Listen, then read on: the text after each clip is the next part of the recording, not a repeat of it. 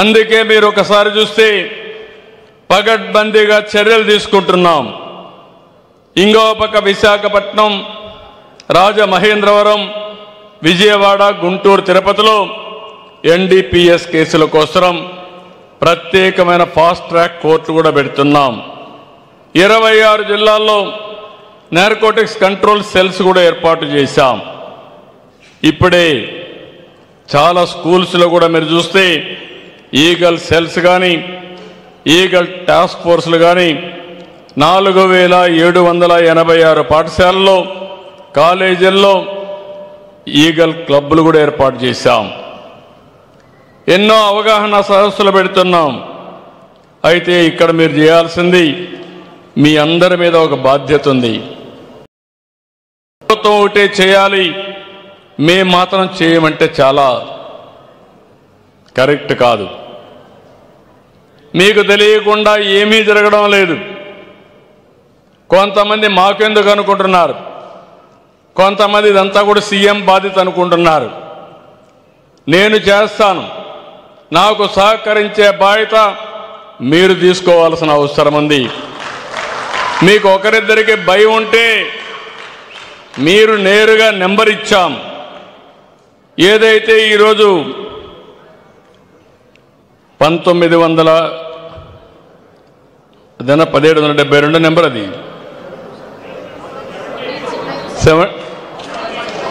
1972. ఎవరైనా భయం ఉంటే మీ పేరు కూడా చెప్పక్కర్లేదు, 1972కు రింగ్ చేసి మీరు మెసేజ్ ఇవ్వండి.